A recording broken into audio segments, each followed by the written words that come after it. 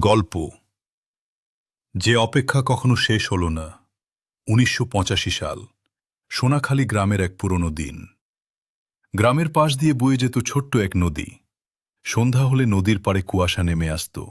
সেই নদীর ধারে প্রায়ই বসে থাকত এক মেয়ে। তার নাম হাসনা। হাসনা খুব বেশি কথা বলত না।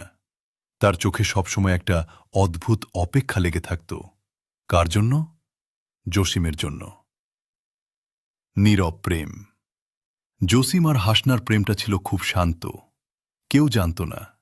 কখনো ভোরে নদীর ঘাটে দেখা, কখনো দূর থেকে তাকানো, কখনো একটা ছোট্ট হাসি। তাদের প্রেমে কোনো বড় বড় কথা ছিল না, শুধু ছিল চোখের ভাষা।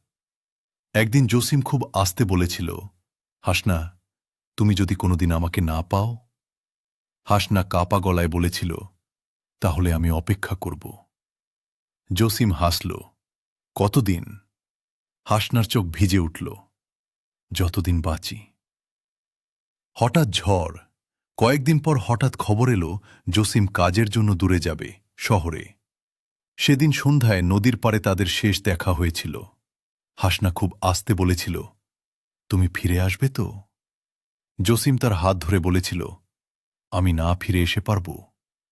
হাসনা সেদিন বিশ্বাস করেছিল। অপেক্ষা দিন গেল, মাস গেল, বছরও কেটে গেল, কিন্তু জসিম আর ফিরে এলো না। গ্রামের সবাই ধীরে ধীরে ভুলে গেল, কিন্তু হাসনা ভুলল না। প্রতিদিন সন্ধ্যায় সে নদীর পাড়ে গিয়ে বসে থাকত। কেউ জিজ্ঞেস করলে সে শুধু বলত, সে আসবে। মানুষের নিষ্ঠুরতা গ্রামের লোকেরা একসময় হাসনাকে পাগল বলতে শুরু করল। কেউ বলত, যে আর ফিরবে না তার জন্য এত অপেক্ষা কেন? কেউ হাসত, কেউ বিদ্রূপ করত। কিন্তু হাসনা শুধু নদীর দিকে তাকিয়ে থাকত। তার চোখে পানি জমত। ভয়ঙ্কর খবর একদিন দূরের এক মানুষ গ্রামে এলো। সে বলল, অনেক বছর আগে শহরে এক দুর্ঘটনায় এক ছেলের মৃত্যু হয়েছিল। তার নাম ছিল জসিম। সেই খবর শুনে হাসনা অনেকক্ষণ চুপ করে থাকল। তারপর খুব আস্তে বলল, না, সে তো আমাকে কথা দিয়েছিল। শেষ অপেক্ষা সেই রাতেও হাসনা নদীর পাড়ে বসেছিল। চাঁদ উঠেছিল। নদীর জল চিকচিক করছিল। হাসনা খুব আস্তে বলছিল, জসিম, তুমি এলে না কেন?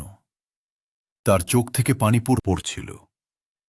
শেষ দৃশ্য, ভোরবেলা গ্রামের এক জেলে নদীর ধারে এসে দেখল হাসনা আগের মতোই বসে আছে। কিন্তু আজ সে আর নড়ছে না।